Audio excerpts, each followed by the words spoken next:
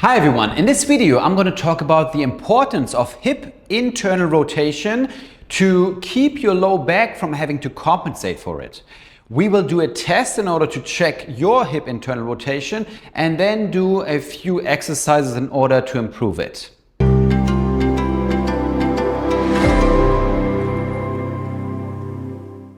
Okay, let's talk about hip internal rotation.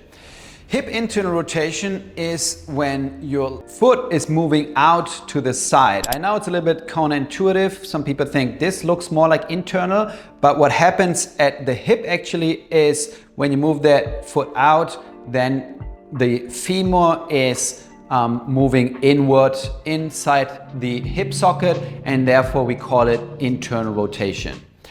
So hip internal rotation is super important for different functions of our body, and especially in gait. It's whenever we hit the ground with our heel, we now need internal rotation force in order to translate efficiently into the next phase, which will be the second phase, where we just stand and have the foot flat on the floor, and then ultimately also to propel ourselves forward and push off in the last phase of gait. If we don't have enough hip internal rotation here, then the low back usually has to compensate for it, and that might over time cause some disruption and some wear and tear in the low back. Doesn't necessarily have to lead to back pain, but it might contribute to it. So it's important to improve the hip internal rotation, especially if you want to even out our hips, because usually we have one side that is more mobile and the other that is less, but that might cause some kind of uneven hips where one side of the pelvis is higher, or it's internally rotated or shifted over to the other side. And if we have the same hip internal rotation mobility on both sides, chances are higher that we have more even hips. So let's go and check if you have the same internal rotation in your hips right to left, and if it's sufficient overall. So go grab your stick, and you place the stick right next to you, right in front of your foot, and you have your elbow in a 90-degree angle here. So really make sure you place the stick into the floor while you have your elbow in a 90-degree angle.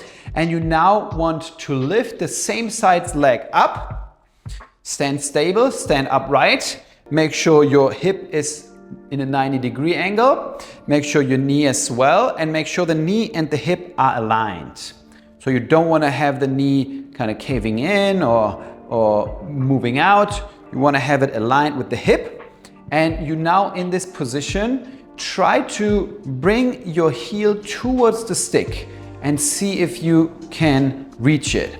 If you're able to reach it without having to somehow compensate in your body, meaning shifting over to this side or shifting over to that side, or just moving your upper body, or even moving the stick sometimes is what I observe, then you haven't passed the test. But if you're able to really keep everything still and only move from the hip and still are able to reach the stick, then you probably have sufficient mobility in your hip. Do it on both sides, see if there's a difference, and then the side that is less mobile, or in general, if it's not enough mobility, you want to do the following exercises. For the first one, what we're actually going to do is we're going to grab a foam roller, and you can also use a medicine ball that is like, as long as it's really not soft, but pretty hard, that you can really lay on it.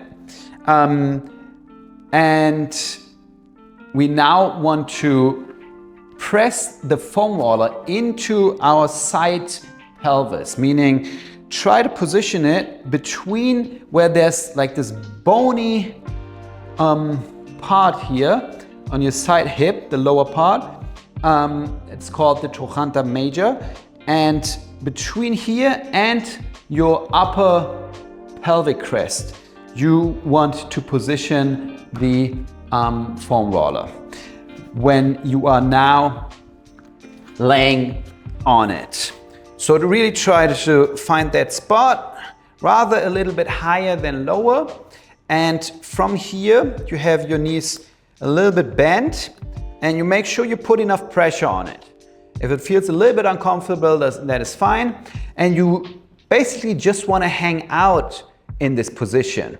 And what that does is, so this side of the pelvis, which is called the ilium, is getting pushed inward now, and that increases your internal rotation mobility. So just hang out here. You can, if you want, kind of roll in and out very slowly and very slightly, and just a few centimeters, and then hang out here for 20 to 30 seconds.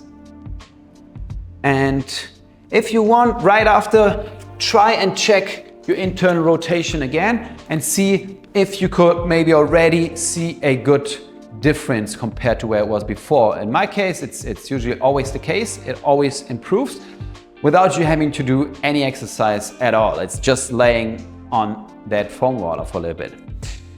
For the next one then, we take the roller and put it between our thighs. We now want to squat down a little bit and make sure that you keep an upright torso. And now the side where you have the lack of mobility, you now, when you bend all the way down as far as you can, you want to pull that knee back, making, you know, the roller roll a little bit back.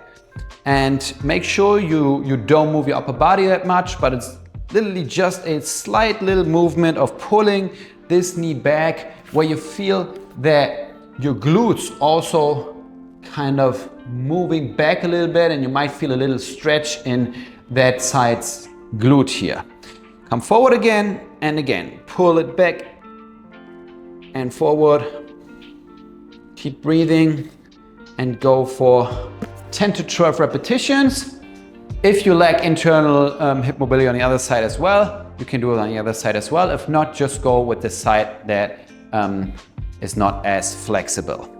We then want to integrate it into a full body movement, and that is the following. Go grab your stick again and hold it behind your back, and you want to get into a little staggered position here. So your front foot is about half a foot in front of the back foot. You are hip width apart, and you now want to hinge forward with your upper body, making sure you keep a straight spine. So only lower down to the point where you can keep your back straight, and really try to push your hips back while you're doing it. Also, you don't want to rotate this knee out. Keep it in, keep your knee over your ankle, and really pull your hips back, and then come back up again. So pull the hips back, bend down, your knees are slightly bent, go as low as you can, and then come up again. Do this movement for, again, 10 to 12 repetitions, 2 to 3 times. And if you want, eventually you can hold a little weight in your hand here. It can be a kettlebell or a dumbbell, and then do the same thing in that position with that extra weight.